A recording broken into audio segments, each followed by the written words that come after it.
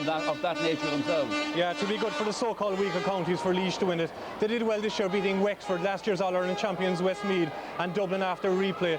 And I think to do the football very good in Laois. Players to watch out for will be Noel Garvin, Chris Conway, centre forward, and Danny Duke at full forward. They performed very well from this year, and to give a great boost to Laois football if they could win. Laois will also be mindful of the fact that when Westmeath won last year, it took a right battle for Westmeath to get over Laois previously in the championship. So Laois weren't that far off the mark themselves. No, they weren't, and this year they've performed very, very well. Good scores, goals, a lot of goals. So I think Laois could do it this year, Marty. I think they'll beat the Northern team for a change.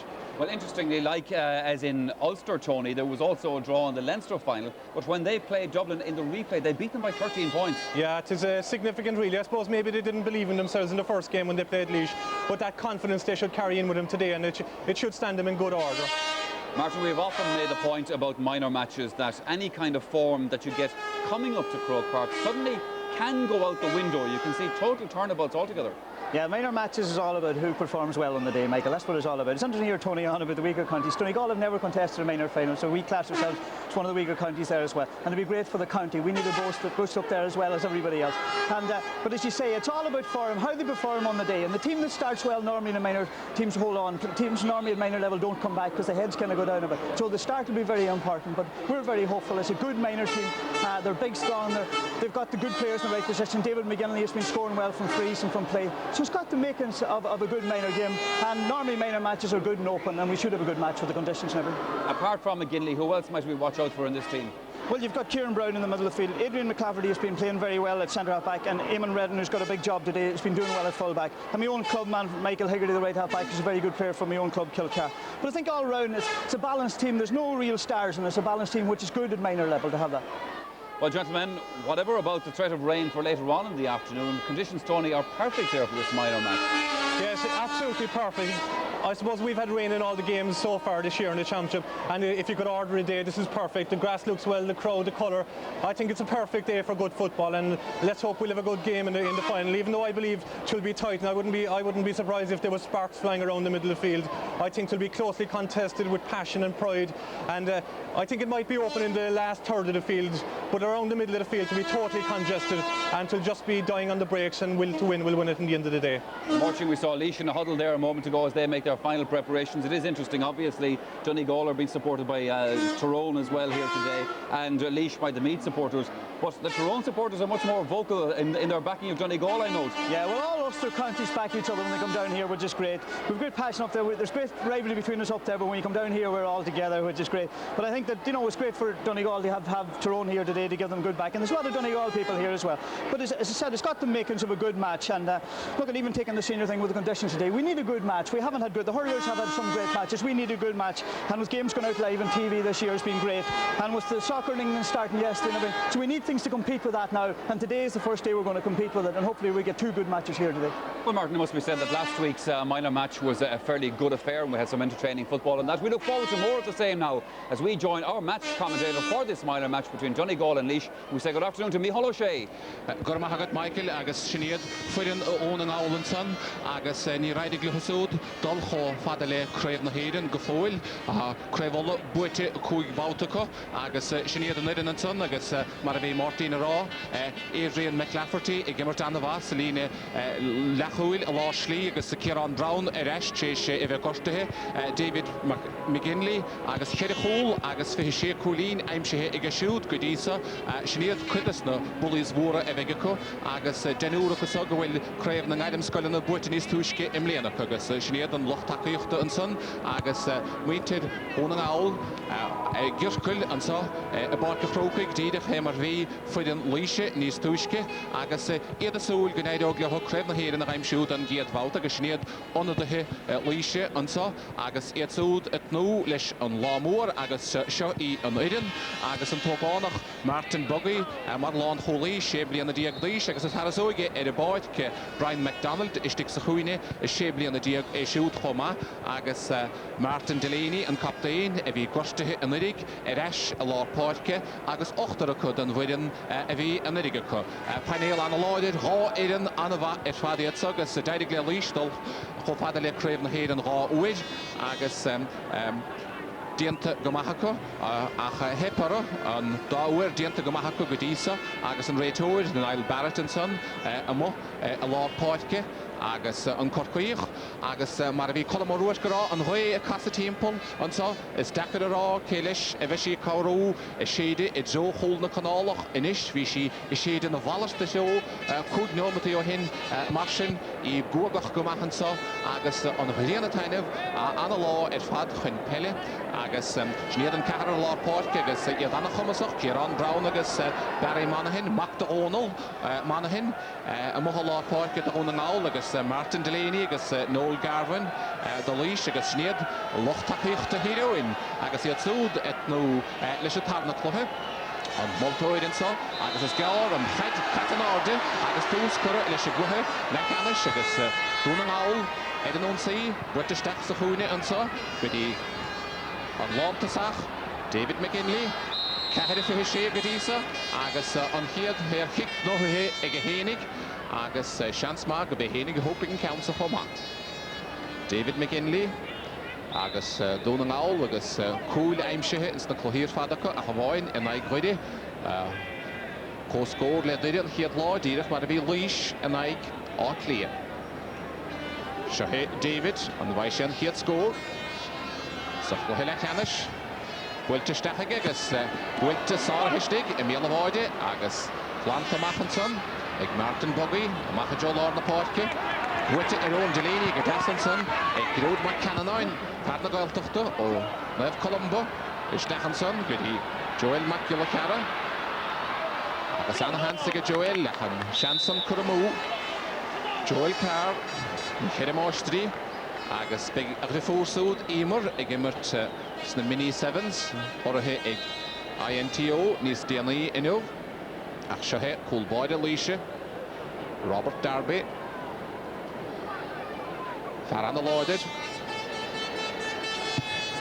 agus na lántasathe ahrathe ag dúna na óhanna héin Peadar Mackay imithe mar a láslí agus David McGinley imithe amach sa chúine agus Calais dianta ag McGinley and son sér chic nóthe ag Padraig Langton builte go holcaigh agus seo Barry Brown Jehoid Chiaráin ha lá páirce Monaghan builteisteach go dtí Rory Sweeney agus seo David McGinley ag imirteistigh sa chúine agus builte go siúd an chiad scóil ag David McGinley ó méhháin cehad fiú seach sa chréibh chomórtas go dtí anna chrín fad orda midóid agus sin dianta go maithaige duine an gúigear ath a bhfuirin ná raibh ag imirteis na gailim scoilin na sinné David a meachtarsteach a ruthar I bhí cehardíagaid a ag imirt a musa chúin ag imirteistigh sa chúine agus cúlín deasc nóthe an sonnaige. Laois a dullar in ón saí Fachtan son ag Brian McDonald an téasóige ar a báirce chu ó gánach sé bliana díag d'aois bhfuilte go maithaisteach a lá slí agus cóil an son ag Stephen Kelly agus gan roch chuine lei sin an tógánach Brian McDonald a dhéine sin Sinné Stephen agus anna hásta lei sin Laois corach an cíniige cúil inis ag Laois agus cúlín a bháin ag tíorchonil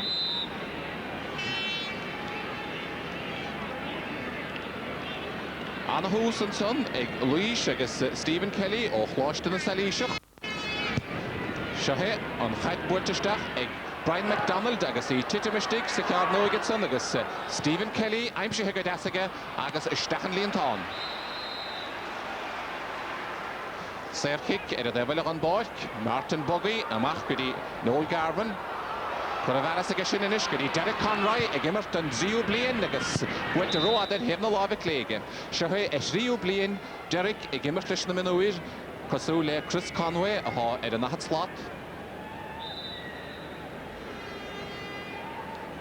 Mar sin cic amach David Green I rua bhéalacha seannig a bhí sa hólannaigh áchréibh ile éireann leis na gaidim scoilena chréibhóla agus sráóla buitige agus a gimmert sa hól do hín siad rua bhéalacha seannig agus se hen fear a fuid a cúil Stephen Kelly Isteach go dtí Danny Doog Trí sé díag go dtí agus a chréibh chomórtas an bhaid sé cúlín eile Danny Dú ruada heb na lábh isise.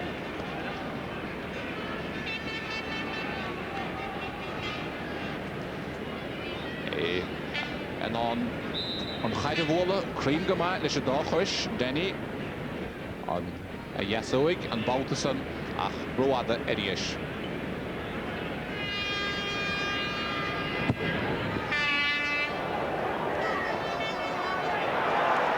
Annach bháil san éir an san ag Noel Garvan agus sehé Derek Conroy amach go dtí Niall Collins ruhará dhéanamh an ógánachsa Niall Collins seans ar scór Niall a bóla na caide anagas Harris a grasnáin an lecholaí deisiil Niall Collins agus é sin dianta go maithaige buin fé ís ó ceathardíag go seachtdíag agus craobh ile éireann le féile buite ige seo agus craobh hóisiir Lion chomá ag immert le Portlaois agus craobh a chunta a buite go súd chomá níl ó Cileáin agus cúl cura idir na fórnaige. David Green a macha Joe Lord na páirce Barry Monaghan agus é cura bheras aige ach Siad Laois idir nún saoirís is deachgaí an ógánach Brian McDonald ag immert go má builte go deasta steige go dtí Martin Delaney captaín na fórna seansaige Delaney lena chitóig builte go hálan agus annach ólín ag Martin Delaney captaín na fórna agus raga tu go hiige Laois sin bhí sé siúd gortathe an rig annach chailúnta bethe nuair a bhí trí iarachta go an aig na hir bhí an rig sehé a ríiste a dalamh an san éirithe na hasamh captaín na fórna leanna séardúis agus an san lena chitóig annach ólín aimsithe agus ráchraibh Lion agus siúd le ráchúnta ag gefirúla na pádraig an nuamh agus scoildam ráthar a Portlaois chomá. Dimmer sé fa ís le chunta na míí chomá ach séir cice bheith gabhann de hír chuna linis timp le 16 méadar amach chun na gúil hain mí halló hégarta Kilchara fear na gailteachta bhfuilte sin ach sáirithe go maithan san aige David O'Hara amach go dtí Martin Delaney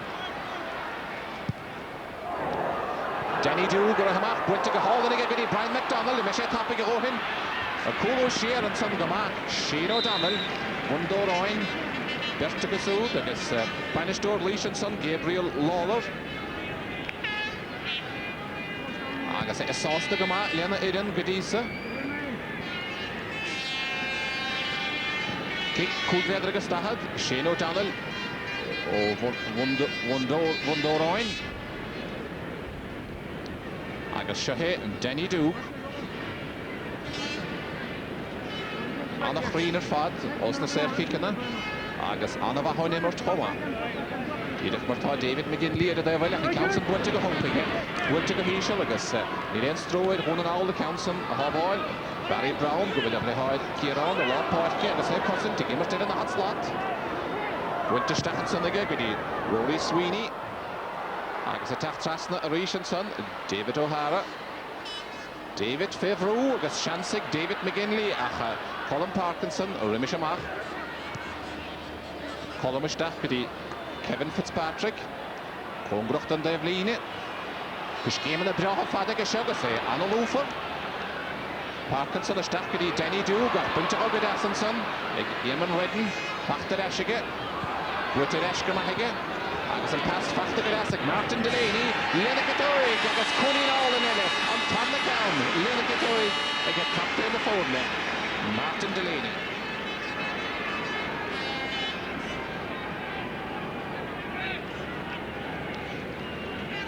Marsin Cúcúlíní idir na fórna agus Anthony Malloy idir de bhile a bhuaig craobh na héireann don géadú a riamh de ún an áil chéidir blian ó hinne thug an coran leis agus é dírig don chomhfada leis gluthe canis leis na minúid don géadú a riamh. Cúg chraobhla go díosa ach tepithara go fóil don chomhfada leis na bátaí canis. Sehé Brian McDonald an tógánach an farasóige i báirce agus é gimmert go cumasach isteach go dtí Kevin Fitzpatrick seansaige Kevin bhfuilte go háir ag Kevin nach bhfuilte go holp Chaperon an bouta son Kevin Fitzpatrick.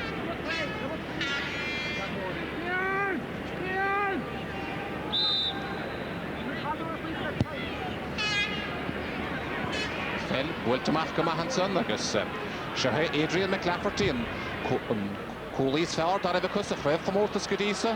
Bwyltistach gydasan son gyda Joel Carr. Parna gen i mostri. Fehim edramach. Edi ar y gyllu yan o bystach. Agus sar hygg glwtig David O'Hara. An o chosanta yan o fy gegas. Tepehe Verton bogwy marsian kick. Cwgfedr agus dahad.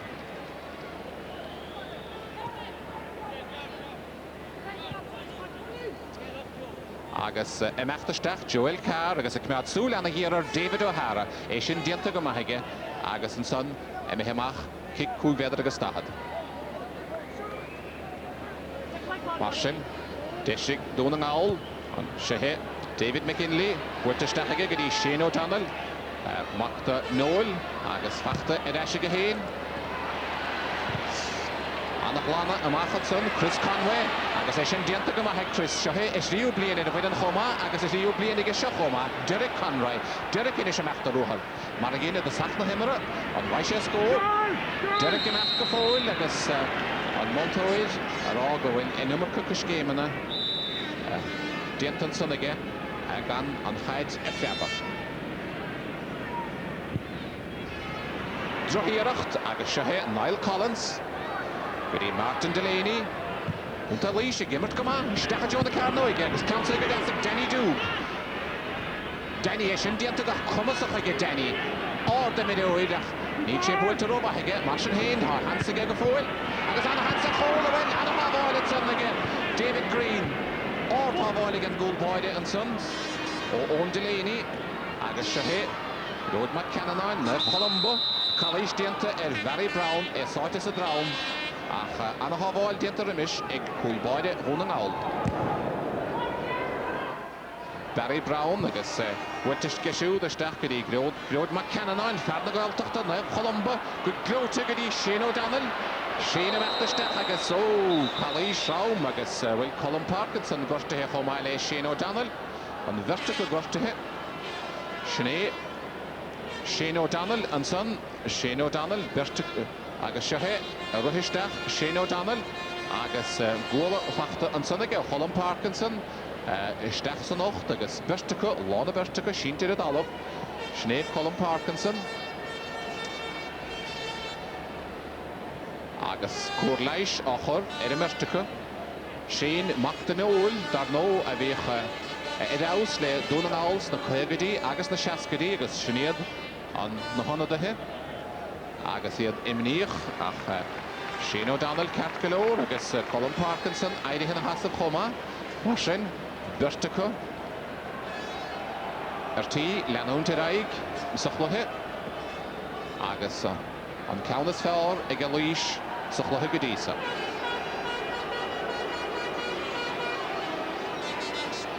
agus enim Colin Parkinson a dod a Lauren Voltoro an son adirn se enim cwrdd y lawrige agus Serkic a Hokig David McGinley Tarna Fawnain. Mae'n yn ddarna a leidw agus yn tarna sgôr a gaim siw da hyd chonel.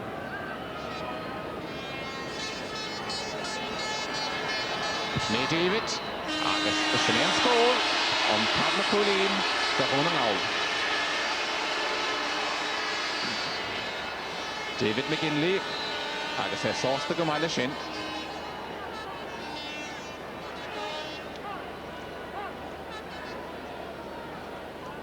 Chéad Colini idir na fórne agus Shehe Robert Darby on Maile Fiún Laois Achor an Unsaí Sár hena iasar fad ag Brian McDonald ag immers dan fa Lena Kitoig agus pasma ag Niall Collins Sár heg a desan son ag i Hollow Hagerste Híl Chara Rory Sweeney agus Shehe, Barry Monaghan, Magda O'Neill Monaghan, a bhí chaid aus le dún an awl, Rod McCannon, Nyr Colombo, Wyntistach ag sin inis, gyda Joel Carr, Sians ag sio, gyda Mlantasach, David McGinley, an bhai sé sgôr, Chance ge mi hallo hegerte, farna gaeltachta. Iarach Sarahe. Agus Plantamach get Robert Darby. Noel Garvin, a council na Caidigadas, and a homegrocht on the Blini. Noel Garvin, get Kevin Fitzpatrick. After Bwitted, I get Shane O'Donnell. Bundalroin. Wiltigashin, get Mihala Hegerte, Hilhara. Lantasach. Brola get Rory Sweeney, Shaher Rory. David McGinley. Steph get Padam McAee. Agus Anna Hansen is get Kieran Brown. Pass me the move. Agus Sinead Podrick Langton, a glan on the Caide, on Meg Fitzpatrick, tapping a rohit, Niveg. Martian, in Ummerco Passala, Dentonson, Egg Tirchonel. Agus and pass Derek Mihimura, Ta Chance of Fos, Ta Shed Fos that don't see, on Gig Tebline, David McGinley. Ta had made the remark, to the chef has scored here, it's Jonah Carnoige. Shahed Padam McAee, Barry Brown, Mashkidi, Barry Monaghan, Lenakitoy, get Laggy Rochto Barry, Niveshes Ostelation. Barry Monaghan, Mark Honel, Agus Nimona Sosta, Eveshelisha Gounson. Himmershe, and Nick Homa, Agus Ovan, Il Eden, Lishna Kaidem Skullenage, Agus Prevolagus, Raholo. Agus Schnee, Robert Darby. Barry Brown, Amachbidi Rory Sweeney, Padam McAee, Joel Carr, Roada, it gave no longer clay. Unsahe, Onion of Victor and Owl, Neeling Kriefno, Unto Gafolin, Erenos, Mashenhain, Nijan of Chirikulini from Dedic, Agus Mohagan Fauser and Nime Shoe, Lido Shed of Orna.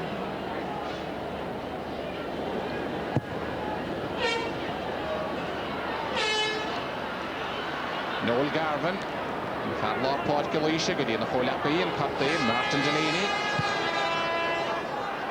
Danny Doob, we give it to come out. Matt Stacharuha, I guess a Knardlish, Eamon Redden.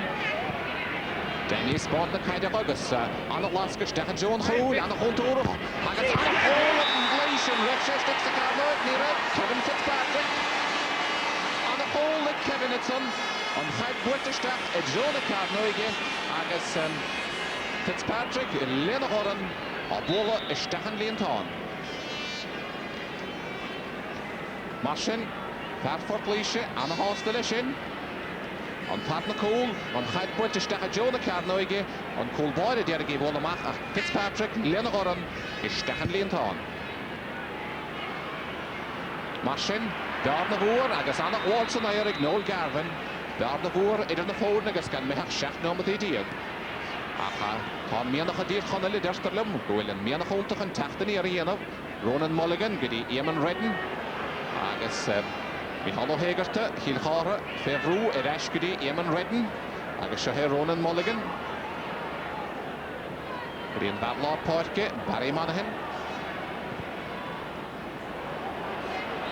agus Kalish Dienta, on son, Kalish Dienta, Ed Father McAee, Serkik no Hege, Sortis a Drauman Sonic, Podrick Langton, Martian, Serkik, David McGinley.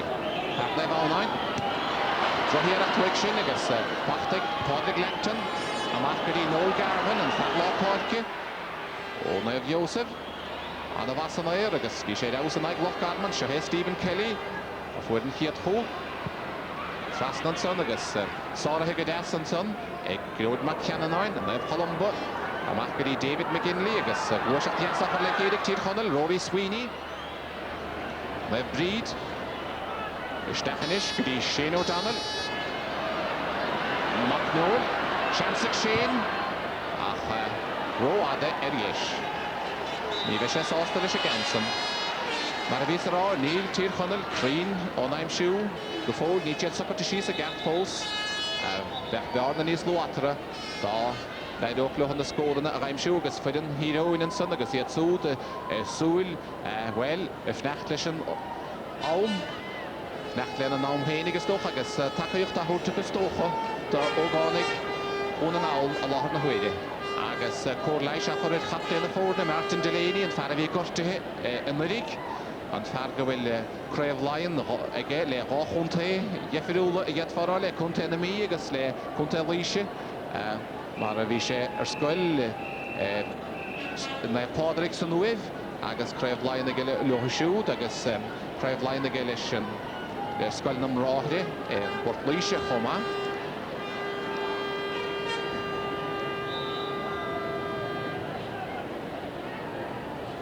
Mar sin Laois choréir agus cicimach a bheith ann de Robert Darby agus éisiúd sásta go má nach leon chólam histeach go fólaigh.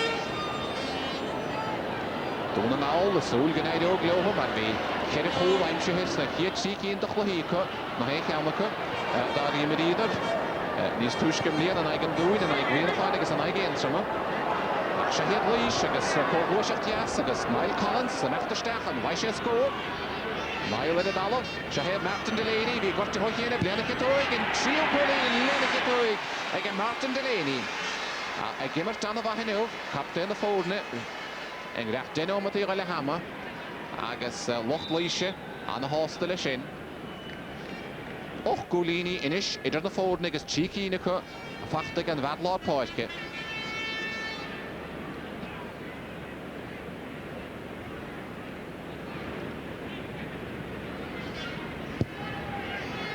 Nómad agus fithe imar mehe. Fachta go deas san air an sunna, Kieran Brown. Gudi Adrian McLafferty. Shahir Rory Sweeney. Bunta go Rory. A bhfuil siad frica an dalach, Dead Multoir na fin. An Lon Foleyinson, Martin Buggy. Mehe I Joe an Tevlini. Agus Art McRory, that no. Trenoli heroine. Agus nadidir éine go a clout le Brian Cartianson a deidir ha siad súd a caint agus a bhfuil seans again Laois chur leis anna chaváilige Robert Darby agus an Lon Foley anna chaváilig David Green and Lon Foley Eamon Redden gudi Adrian McLafferty agus Shahid Rory Sweeney Panna Tevline Laois déanted agus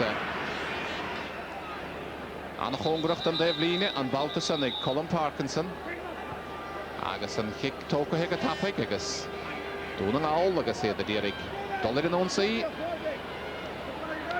Seo Barry Brown agus sér chic nóthe ag Barry. Agus ag Haidenson, Kieran Brown. Bega bheith siúd a hócach ach ní héad tá David McGinley teach amach an lánta sacha ha gimmar te stig sa chúni. Seo David. Boston na bhálnain.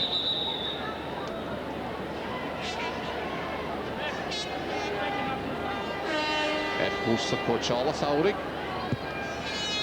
Wilte ag a siúd agus Wilte roada ariis.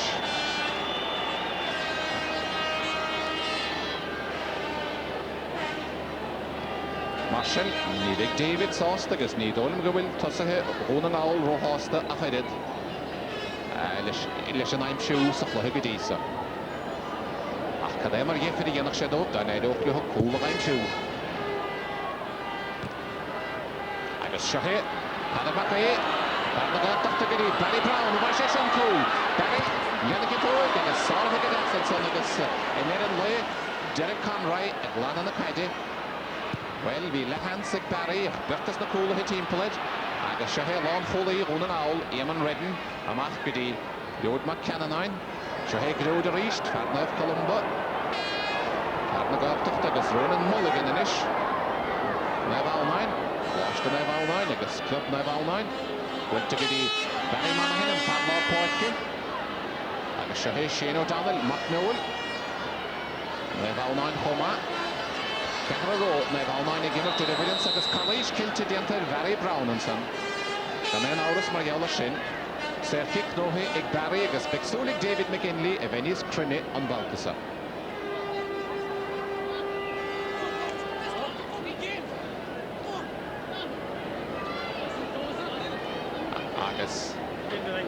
David McGinley agus Sinead Fidin na mí agus iad súd chuma agus sé a bhain deanna haine bheits a lá an chuí séide timppla na páitcin sam ar a bhís aráile bhí Netherland céile sin thoisí cabhrú séide ó cléige pen na lágadí sé ábrín de Laois a láhad na huaide. McGinley agus a ríist seachará. Well, ní léon á leis an ógánachsa inniu agus fear a bhí annach roion go deo ag réamhola.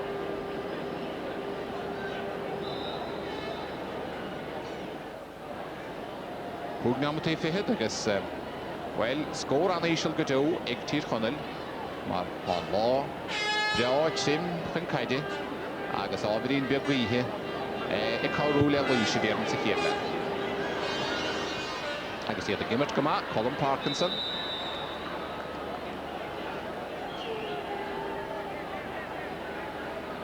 Rory Sweeney, agine aharthaige ag David McKinley, lorg na caidead. Seo Rory, captain na fórne. Ceann mór fada. Seansig Barry Monaghan. Barry Brown, a dala. Agus Calais Diantonson ar Joel Carr. Gan éon áras mar dheala sin fearna géad máisteí. Agus mar a bhís aráile, beag a rifúr ímar a gimmart sa chamórta seachtarán daobh níos déanaí, chamórta san INTO. Ach Serkic nóthe ag Joel agus David McGinley anna geisin isige a lá slí chun a bhearna a líadú.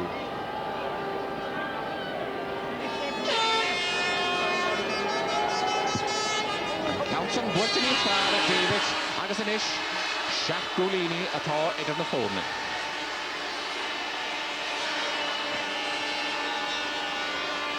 Sinning recht céidir nómatí de le hama agus Donegal a naig na gaothe iad Seach Gúlíní chun deireadh.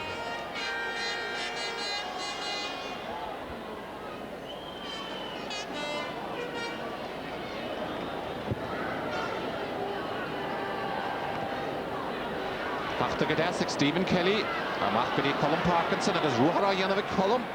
Denny dú gur a hamachta. Á dhéchant le Denny, Eamon Redden, amach go dtí Stephen Kelly.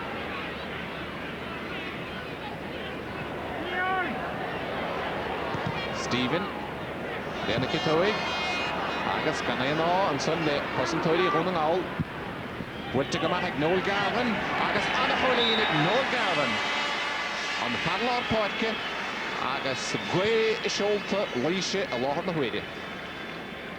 Noel Garvan, seach mbliana díag Laois agus háchréamh geisgurt láinige, agus imiríonn sé siúd le Sínsir na Bheosah, agus se hiad Donegal a déad glúiseachta chur le chéile. Adrian McLafferty, Pelidóir is fearr dar a gréamhola, Kieran Brown, amach go dtí Rory Sweeney, agus buirteisteach go dtí Barry Brown, agus seo David McGinley, go dtí Shane O'Donnell, agus a lorg na caidead Padar Mackay, agus seo Padar, an bhaid sé siúd of Cole.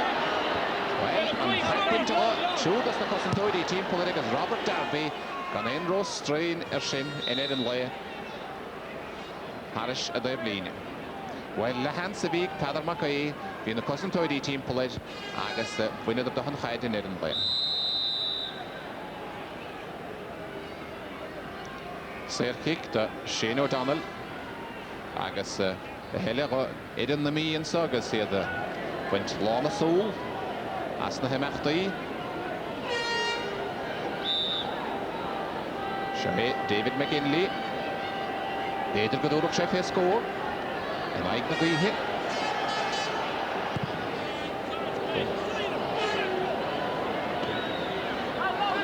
Aris an líne ar seachrán. Well, ní léon á le tosathe óna ngáil in aig na gaothe. Bhíonn go mbeadh á bhailach na scéalachas a tarna le.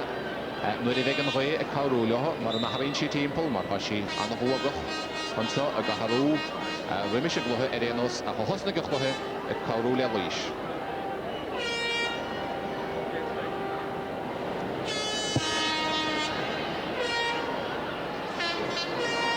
Pachta go deasan san ag Ronan Mulligan. Ronan agus éidir go bhí dhéanamh slí dhéanamh a hen chaní bhla buinte go Martin Delaney. Calais Dianton, an son ag Padar Mackay ar bhartan. Mar sin, Serkic do bhuachalí í bhóga agus Sean Boyle an a ríist an son. Tréálaí na mí, Isteach Jonah Carnoig agus pachta go deas stig again Bullboide. David Green, Wiltamach gedi Shane O'Donnell, Mundorain agus David McGinley and son. Panna Tevline, Joel Carr, pachta go deas again. And I don't have score all Rivla Hammer, Kieran Brown. Isteach gedi Joel Arish agus Winter. Barry Monaghan agus Callish Dianta and Barry Brown. Good tapping a mark David McGinley. And the Saul Higgett Clout and Sonic Derek Conroy. Anna Haig Derek, that no gimmert, then Zio Blian as a Kale Lemonur Leash, I guess. Eshin Dentaka Mahanson against Shane O'Donnell. Agus Serkick no Hege, Shnana Hongra and Ishtele Hammer. Agus Faraspar Ma, a Kunta Leisha, Ochkin the Holini, a lot of the Huidi. And I don't let on an owl, scored Kinuna Haraim Show, Revla Hammer.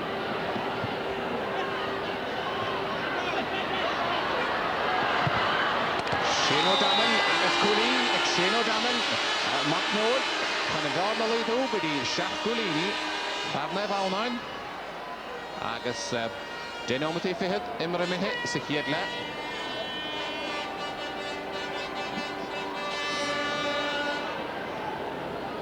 Knucker Shady, Agus Locht the Twishker, Locht Hero in and Son, good train. Agus Locht na mi, Bebna Canalach, Agus Serki Kelle, Knohe and Son, Egg Hollow Hagerta, Heel Horror, Agus so Fanlisha Shinte and a Dollar and Son, Shin and Son, Colin Parkinson, Corlaish After Shin, Agus Visha Shin, got to his Tushke Homa, could have Corlaish Nis Tushke, and the Welsh Hain, Agus Shane O'Donnell and Ike Hele. Shahid Tir Connery, direct score, and force, I'm sure, Rivla Hammer, Peter Gennaro Flow. Hadlor Poitke, Winter Stephenson, Goody, Adam McVeigh, the Sawala Gadas, Shahin Martin Delaney. Yes. Sunday and Tagama, Martin Delaney. And hit me him August, Donegal, Ronan Mulligan.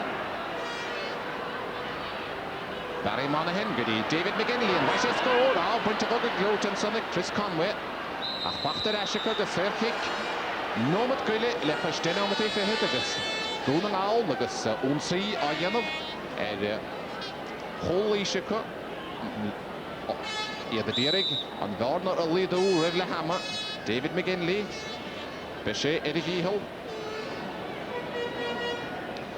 Dierig and Gardner Alido,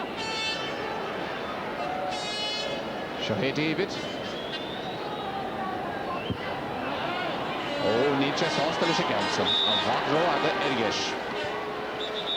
Well, Nilena Ole, Tirchonel Sekier Lagas, Tashe, Lahama, and so, and Adok Shete, Egnail Barrett, Horkui, Agus Donegal, Anna Hosta, Edfad Lohen, Agus Schnee, Kevin Fitzpatrick, Reimshig, and Tarnacol, the Leash and so, Sochlohe, Egg Fogad Naporke, Egg Lahama, Agus. Kunta Leisha and a hostile hen Doku Leash, not the Cahead Egg Donegal. Yes, Leishton leading by 7 points at half-time, and I'm sure that Laois supporters watching our transmission so far will be very pleased with that and entitled to feel to themselves that their team is going forward to meet Kerry in that minor All-Ireland final. Still, half an hour to go in this match. Can Donegal turn it around? We'll find out after the commercial break.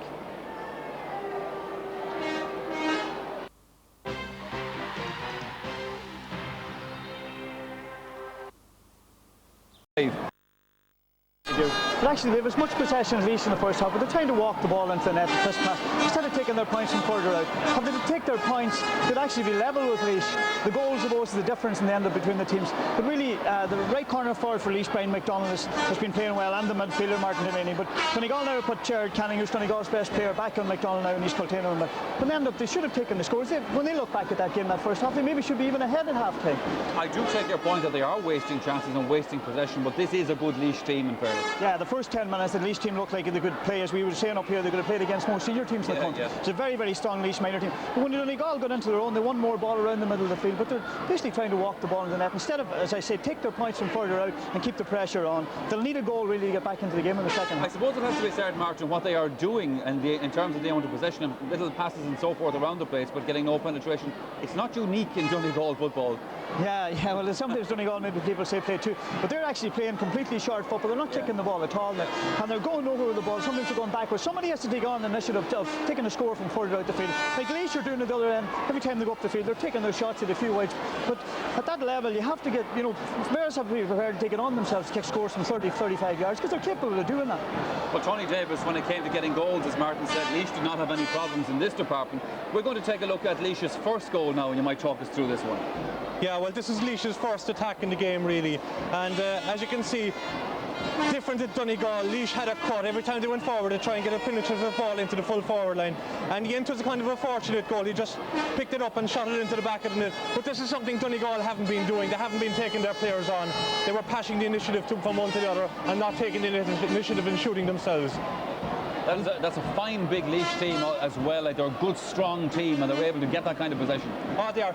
On the evidence of the first half, it's one of the finest minor teams I've seen in years. They've really played very well, and Martin Delaney at midfield is a genuine article, a very, very good footballer. They've dominated the first 15 minutes so much, Tony, that in fact they've gone into a little bit of a lull, it seems to me now. Yeah, the last 10 minutes really they were kind of asleep. They were waiting for I think they were waiting for Donegal to come back at them, and it doesn't seem like Donegal will come at them. Donegal aren't taking the responsibility. I think then they're waiting for David McGinley to kind of take the game by the scruff of the neck, and he's not. He's actually playing around midfield for the last 5 minutes, and they need him in the full forward line.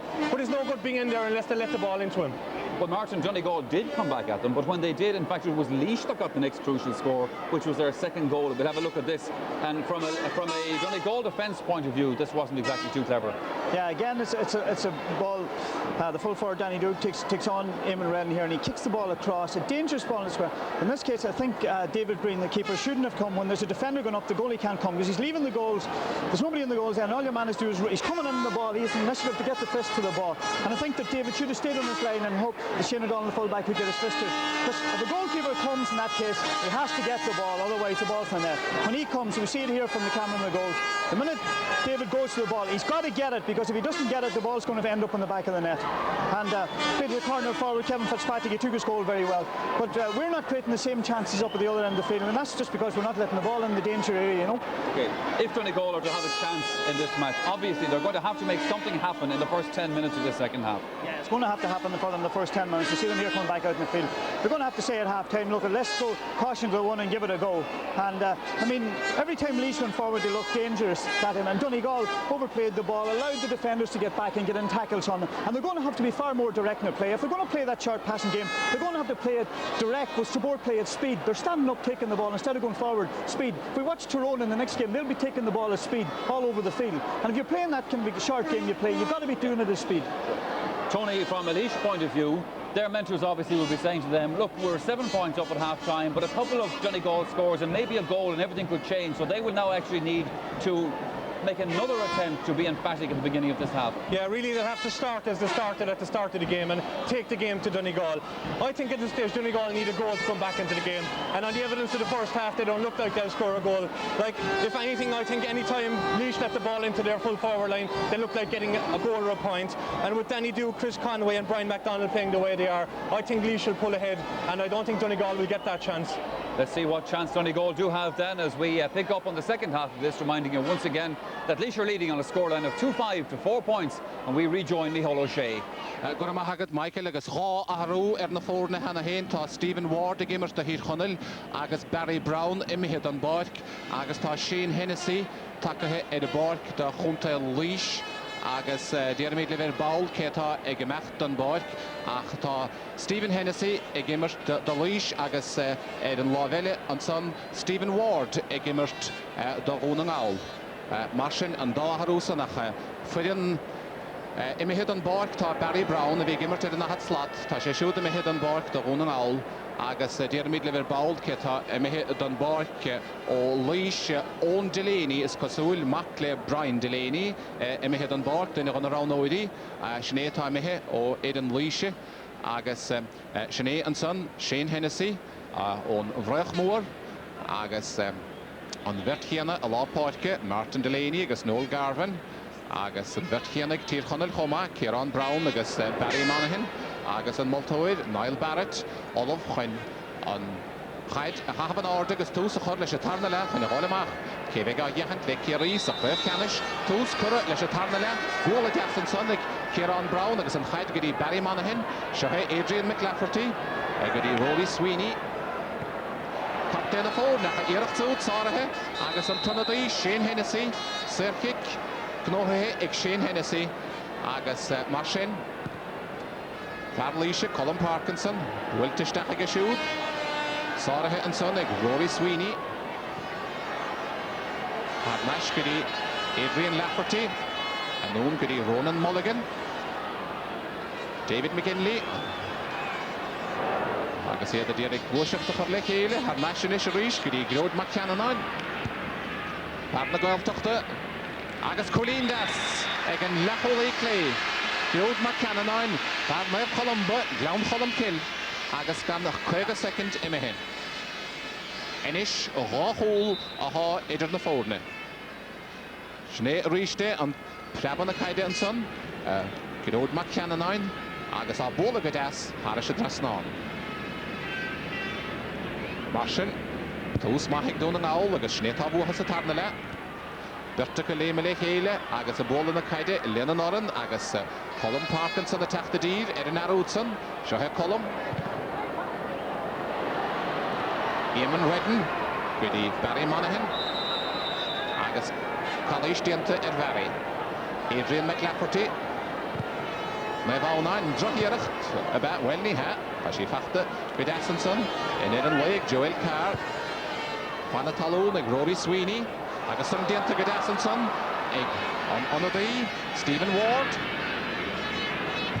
Seansa go siúd, sáirithe go saráideach an son ag Robert Darby, agus an chaid buit amach go deas go dtí Padraig Langton, a drochiarecht ó Fádraig, agus Cic Líne a bheith ann do Donegal, agus Gród McCannanáin a thócaigh an Council.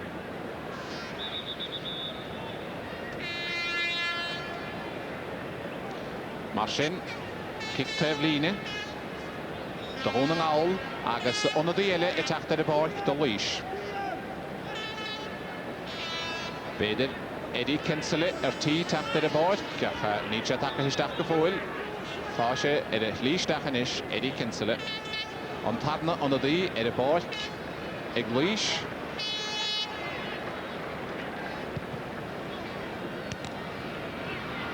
Agus Danny Doug go bé an lántasach, Danny Doug ag imecht an báirc, go certa cinné sin, Rory Sweeney, bhuailte ag a sin. Agus mar sin, Danny Doug an son imimead an báirc, fear go raibh 3 aimsithe rimis a láine bhaige.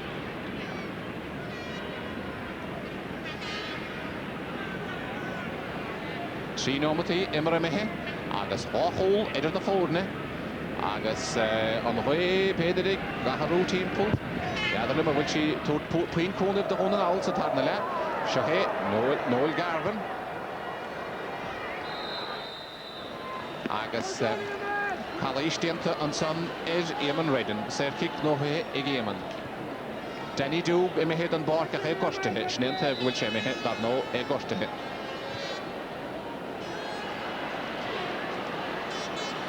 Agus chunta Laois ar an ónsaíonn son agus an tógánach Brian McDonald a bhí ar sa chéad le, amachchan son go dtí Martin Delaney an Stochans Parasar a bhí ar a báirc sa chéad le, agus an Darragh Bhíális. An Darragh Bhíális go bhfuil an cinine sin imimead nach chuine, agus seothe Joel Carr, go dtí McGinley, Páirte go deas ag Joel, agus Mac agus sú Calais dianta ar Joel. Ní léon gáile sin ag Shane Hennessy, Is olim go raig enim Laura Baltóra, ní a bhéon gáile sin an tarna báta. Well, ní raig an táilis. Chéirí nómatí imar imimehe, agus mí halló hégarta na Gaeltachta. Steach go dtí Rory Sweeney an captaín, deise go sin. Seothe Joel Carr. Trasna an chúil agus Robert Darby. agus rúig Stephen Ward fan a teflíine. Jod McCannanain gydas gyda Kieran Brown.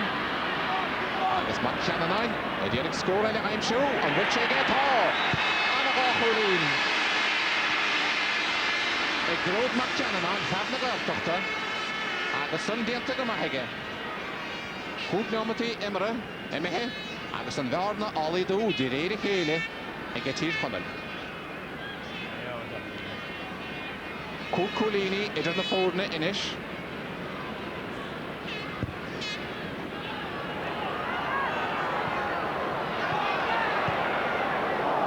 Dishinish ag Shane Hennessy. Shahe Shane. Machta Ruhal. Harnash gyda Padraig Langton. Harian Danelle. Agus Kevin Fitzpatrick. Fwyr i cwlio yn y hon. Waisio Cawnele. Agus y Counson Bwylte. Tras na gyda Stephen Kelly. Stephen Kelly. Gahord agus Colleen Das. Stephen Kelly. Marsin. Shane Omati. Imra Mehe.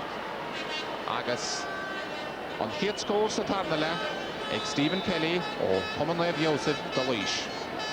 Hole on the forne in a huid.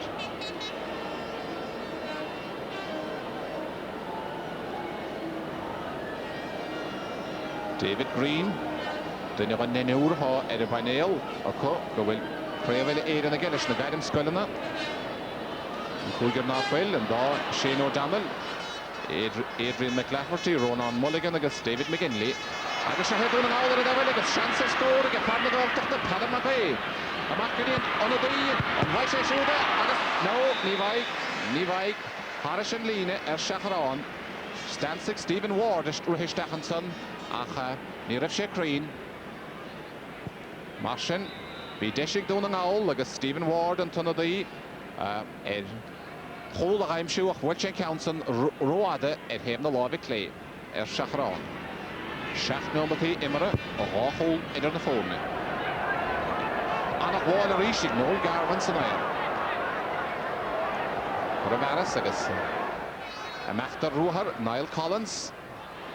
Stachanish gyda Padraig Langton a hanes na dysa he. Agos sio he Chris Conway. Dysig y Chris agos Colleen Das agos Chris Conway. Chris a ha gimmert yn y hatslach.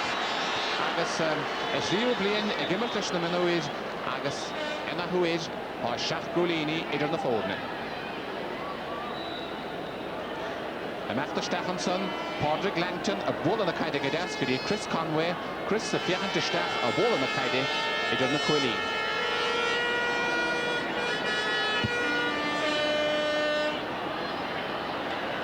Siobhe Kieran Brown. Harnash gyda Adrian McLafferty. Mi Hollow Hagerte, Hilhara, gyda Rory Sweeney. Na bryd agos Bunta o gydas, agos Siobhe Stephen Kelly, yn ei hech yn ton o Danish, Shane Hennessy. Tachta Gawdir, David O'Hara. Harnash gyda Colin Parkinson. Cawn Anna Ord, agos Dishig Barry Monaghan Bader. Ach Siobhe Ronan Mulligan. Anna Ruhara Ian of Ronan. Hwgfedr agos dahad, y Machtlish gyffwyl. Dahad Meidr gyda David McGinley agos Siobhe David. Ond dwi'n siach eich hwl. O, mi olish Anna Cwlin. Ac mi olish yn trasnawn o bwol. Anna Irach, David McGinley, y rwhisdach. Agos Rasper, a fwyl y trasnawn. Agos Cwlin Das. Ond haid ffachta gydas yn synnige. Bwylte stach, agos yn trasnawn bwylte. Agos yn eich da, rhym yn orde. Wel, ha Irach dy ietach a beth yn y gwyl ag dôn yn awl ach y Cwlin as y da Irach dy pa.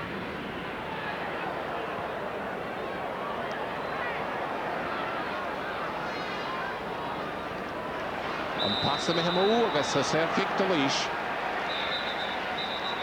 Stephen Kelly agos unadi ele etachta de bort de rôn yn awl syne o Breanain ordra ha farele ongeltocht de bort gyko. O Breanain. Agus syniad ond y lys edrych de flin agos wel iad sas dy gywyl hol edrych na ffwrna.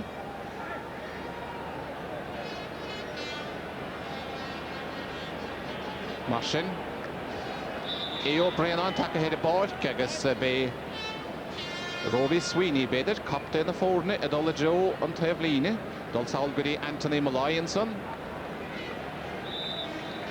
Begint á ráigile le se, tá sé mihid an báid cyn captain.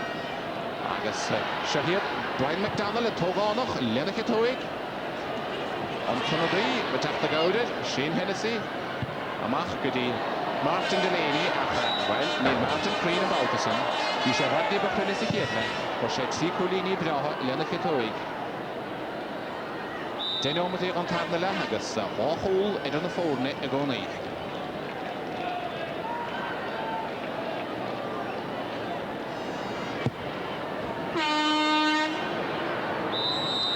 Laois Denton Sonic, Kieran Brown, agus Kick, Evigan de Laois.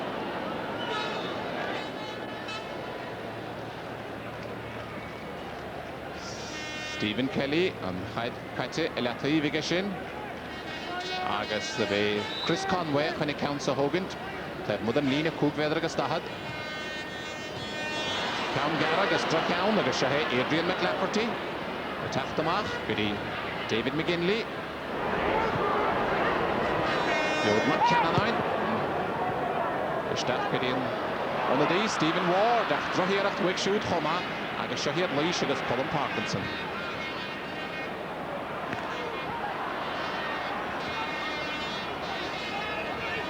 Barry Monaghan. A ball in the paddy. Stephenson. Good Lord McCannanine. McCannanine, good Michal Hagerty, Bert na Galt, Dr. Lekele, Farkil Hara, Winter Hugger Dasson, Sunday, Derek Conroy, is Dasmar again, Derek Eshin. Good Niall Collins. Agus Efe Vroo, agus pass, Gaulish in Himu. Well, in Umurka pass all and son, and that's the Gusson Toydi, agus Colin Parkinson, the ball in the Cadigam on the wall, ignore Garvin. Parkinson, Schlaunahe, and son, Shane Law, agus Shane O'Donnell. Agus Gwynted y dalwm, ag Shane, Marsin, sef Kick de Laois. Padraig Langton yn eisiau ha gymryd y mes na dysa hi, ag Laois hosan sé mar hosan tywyd, ac ta sé gymryd mar hosi sa tarnale. Agus Martin Delaney, captain Laois. Lenach y tywyd. Jonah Carnoige, Patrick Gadesi, Kevin Fitzpatrick. Agus Ball, Sarna Havoil, Denton and Mela Voidig, Cousin Tony running all. Agus Laois could say in at Hoyt Cool. Shohe, A. O'Brien on a Mach goody, Barry Monaghan. Barry Monaghan, goody Joel Carr. And the Vara. Hard to get him more Steve, Mathlish got topic. But the college of Colin Parkinson, Hard Shanson, Lena Lloyd, Sadrown. Ní Cadahe Elahedi Yenov, agus David McGinley. A ball in the Cadig topic. Agus Desha Kieran Brown, agus up to the V, agus Roada Eriesh, Welby, and the Yeshenson, like Stephen Ward. Schnean Tadna Erach, do Stephen Ward, nor Eidiglish. Count the void at Clay, agus Inish, count Ergish. Shahe, a Machtastach, and Head Passalta and Son, goody Stephen Ward, agus Bulte, Roada Ergishige, and Derek Viola, Stephen Ward, Ferro.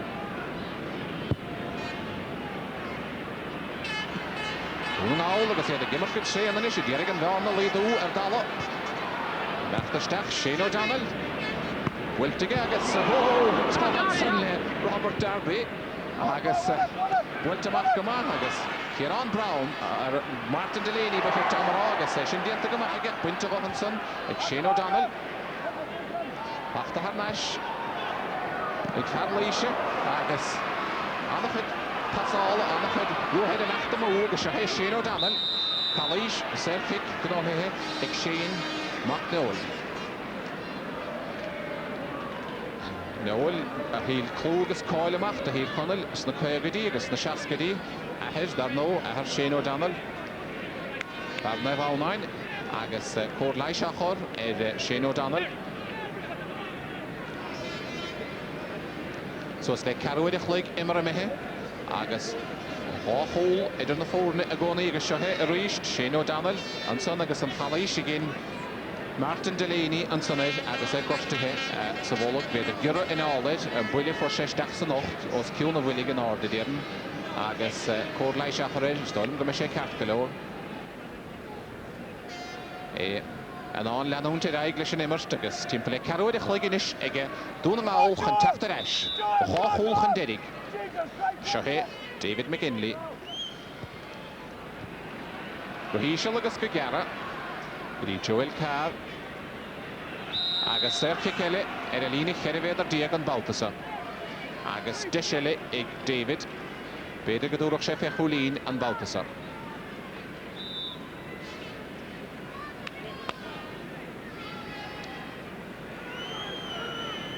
Hól na canálach aige húrtaige David el. An leidó sé an bhearna, bhfuiltaige deasaige agus an bhearna leidathe go dtí Cúcúlíní. David McGinley níos crunne sa tarna le ná mar bhí sa chéad le. Í roinnt an míális sa chéad le os na cicin na saoire. Agus roinnt an míála dúna ngáil chomá go neallróch go bhfuil gimmert an maig na gaotha sa tarna le chomá leis a chéad le.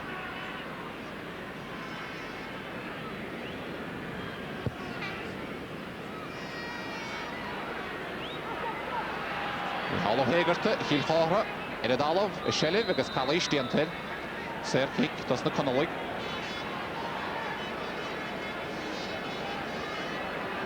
Car Híl Chára, Mihal agus gan roigi hinnesir, kick gan ád builtige I Jonah Carnoige, agus Lís ag seo ó Hengasa, go dtí Barry Monaghan, seansaige Barry, ach lag éireacht. Robert Darby, amach go dtí David O'Hara, Anún go dtí Niall Collins, I midóid maithe Niall chomá, sprális dullar in ón saí. Fitzpatrick, sleanathe buig, agus fachta ige O'Brien. Ordracha, Serkic, tas na Connolig. Seo haine sé siúd in a bhar canna, I gréibhóla, go dtí Joel Carr. Joel Carr, go dtí fachta har naisige ó Ciarán Brown agus Serkic, tas na Connolig. David is fihin, dócha sé counts go tapig, ní dhéanaig. David McGinley teachtamach agus well, má geirí le David. Cúlíní aimsiú, ní bheitchatara ach cheir Cúlíní, 16 díag. Dúna ngáil agus iad dírig, teachtar eis sa chluhiise.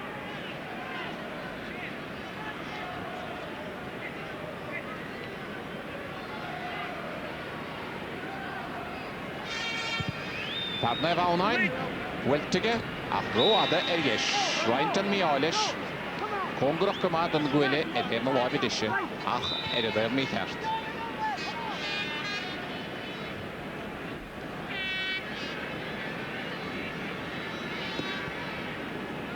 Mar sin suas le gháineáim a díag ghuaile fáca agus greimach mead a bhar a spáir de Cúcúlíní ag Laois a láth na huide. Pachta go deasan tunig Padraig Langton ní hechan tunna daí Eddie Kinsella Rudé Langton agus seohé Chris Conway agus á dhéchant leis Ronan Mulligan mé heamach haris a bhlín agus kickslasa tas na Connolig. Ronan Mulligan agus sné Anthony Mulai dar nó a thug choran Sam Maguire go tír chonil den géadú riamh. Padraig Langton agus é chur a bharasige. Laois dírig an bhearna a leidú builte róada a théim na láimh clé haris an líne a seachrán. An ficeamach builte go tapig agus cór Laois seachar ar Laois Howlandson a bhfuil an báid agus dean róch go bhfuil gur bé Noel Garvin an fear go bhfuil cór Laois seachar ó chumanna bheosa fear aá anna chumasach ag fad san air. Se Noel Garvin ceart go leor éidirich na hasamh agus mar sin ciceamach ina thuidir bheith ann. Cór Laois go raibh agus ciceamach builte. Adrian McLafferty, Serkic. Builte go tapig go dtí Barry Monaghan. Agus tír chonil a dírig. O'Brien isteach go dtí Joel Carr agus Serkic de Joel agus David McGinley muile sé counts go tapig cad dhéana sé. A lorach na caidir mí Hall Hegarta gacha. David McGinley. Chuir Counsa ar a dal bhíon se suas le 9 díag grile. Agus de séige an bhearna a líadú go dtí chéidir cholíní. Cástaine cad a thar loch sa 9 dénach dá éir óchlis.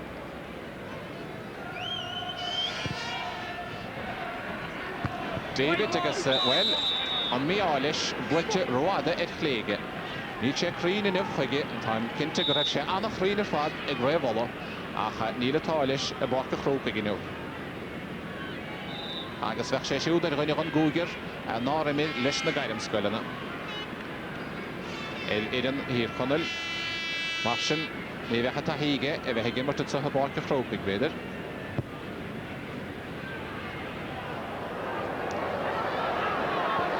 Marsin héin annach chuid seilibh a bhuachta digas na conalig agus sehé Adrian McLafferty gyda Barry Monaghan ní Hollow Hagerta iad a déirig a huaiseachta chur le chéile Lord McShannon fara long oiltocht Nef Columba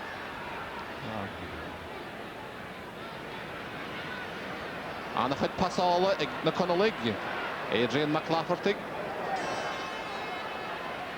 Sehé Joel Carr, a dúra sé fé scór. Déanaig agus Colleen Das ag Joel Carr. Inis, nómat agus fé. Chéad Collini, sinna bhfuil athra. Na conalig a teachta reis. Agus Laois agus iad ag déanaig, nechtchuntasig. Mar sin beag na 9 dénach, cinúnach. De séiligin sinna giscint. Joel Carr, a mechtasteach, a rúthar. Arna gen máistrí agus a stúrúna caiide go crín, ar is dras ná. Adrian McLafferty, gimmart go má óibh sa tarna le, annach chuid seilibh a bhuachta dig a passan am head, a glána mú, agus Calais dianta Martin Delaney.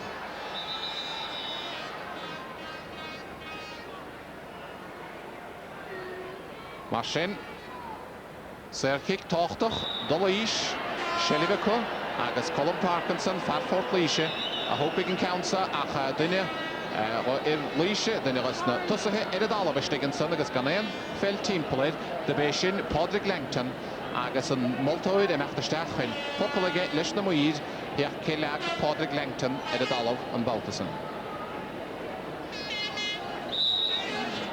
Well, Serkick a bheith ann neachad a ré seo Colin Parkinson agus bhuilte go deasasteach go dtí Chris Conwayge and I don't get score a heimshow, Drohieracht, like a Saval Wahanson, like a Kieran Brown.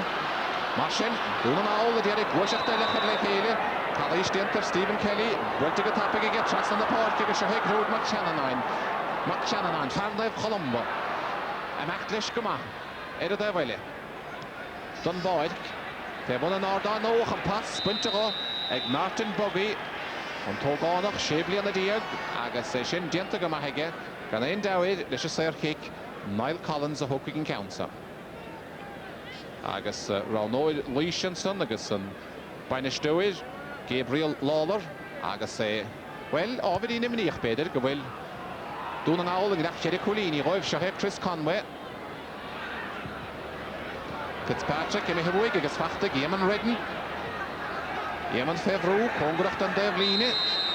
Agus Kenny Heroadige, yn y Moltoid. Martin, Serkick Laois, Stephen Kelly a hwcig yn Counsa. Sinead Stephen, yn chad na faclanige. Ceri Collini, yn eid oglish, yn ddarna a fiad o.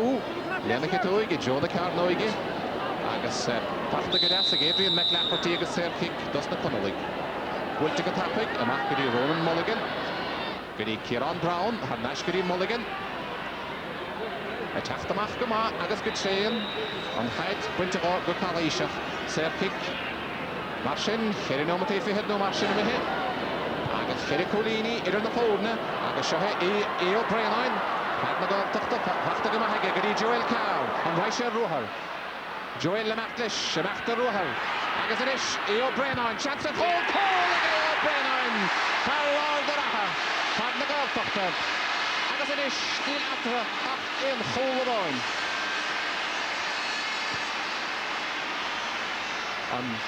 Ticamach, bwylte gytapig, agus syniad yn ish, ond ydy hir chonel, ond lasar safarach, ein chwlin y foen i'r na ffwrna, nôl garfan, cael mwr ffada, Eamon Redden a cosint gomadas na Connolly.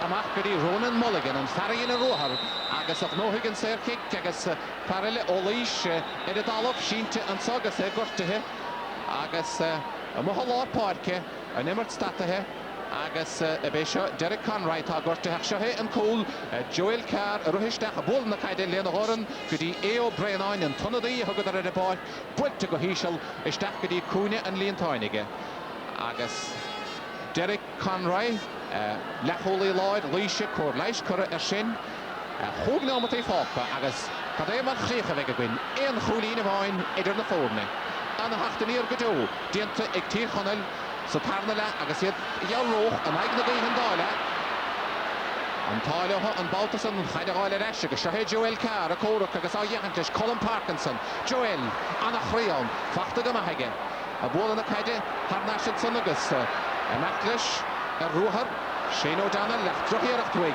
agus Shahe Niall Collins Cawn brafad agus ónáit in húling an chaid Calais diente Niall Collins tréista an chaide bóla ag Kieran Brown agus Kieran Brown agus a enim a dal a laur an Voltóra inis mar jaula sin Shane O'Matí fihet immer a mehe agus Shahe inis Niall Collins a mechtastach agus fachtastach san nochten sonnige ó Kieran Brown agus enim siúd of the laur an Voltóra agus Corlaisachor Niall Collins fargawil anachid únsahe i diantige anachos an diantige da Laois agus fargar braulish dol an únsaí agus an Skáileán Móranson os ciún istigil árch no go sé diag agus raid gan haisiach a gynir agus muintir a twiskert galáidir it son sachnok agus Schneanson Gabriel Lawler im níos múnar évan isir Shane O'Matí fihet gwile imihe mór a dóid ach deisig Laois curlisin gólínsin Chris Conway a hópig an Serkick dóid Jason Calais a diantar Niall Collins onanad an húling an chaid an lína cúgved agus dahad bhuilte go háir de stachad Joe Hall agus Catrin Colleen Das Chris Conway ó chláiste a chmupfil agus sin dianta go dasige Cur a haris a drasnáin agus imimeúir na bliana an irig Fréh B-line buitige agus Shahe dúna áil agus gród mac Shananáin Stach go dtí Shane O'Donnell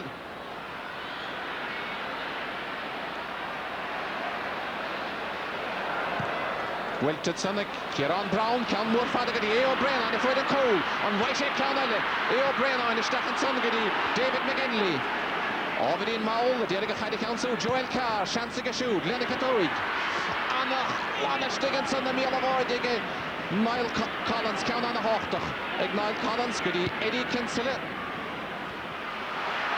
Fachta go dianta go deas an sanna Kieran Brown agus Shahe an Tonadí Stephen Ward amach go dtí Joel Carr Bhuilte Joel agus an Pauline Ryan a after finish Joel Carr Carna get him áistrí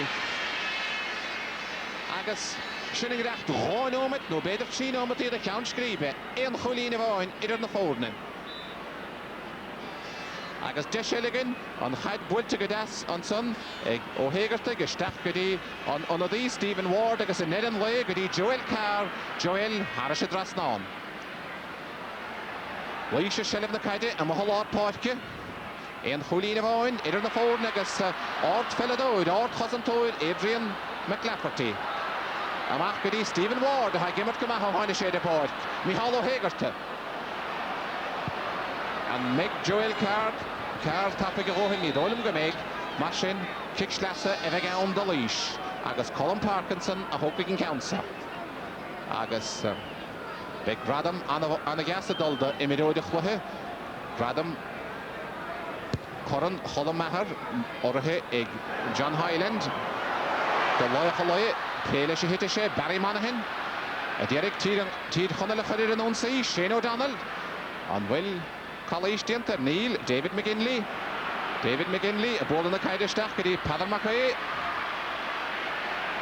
anna chosan diantaigh Laois agus anna bheartaíocht agus Shahe Padraig Langton a ha measna dosaithe sa tarna le an óman son go dtí Brian MacDonald an tógáánach a córaach le Ronan Mulligan Anna chóra catran, McDonald agus Anna Yasser fad, Council the Hall and again, Calist Diented, Butcher Stackedy, Noel Garvin, a Dora Sheffield goal. Trasna, McCarnoige, Padraig Lantoner, Butcher.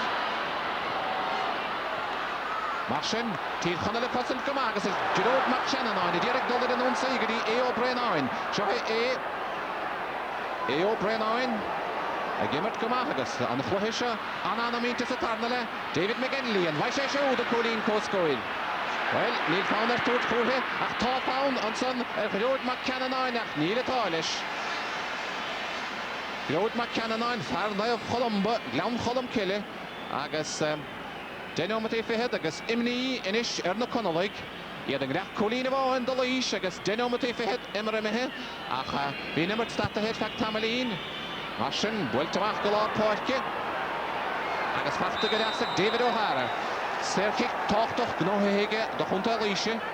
Do bhuachalí I Vorgo. Derek Conroy. Count Father, Brian McDonald, Shahay, Road McCannon.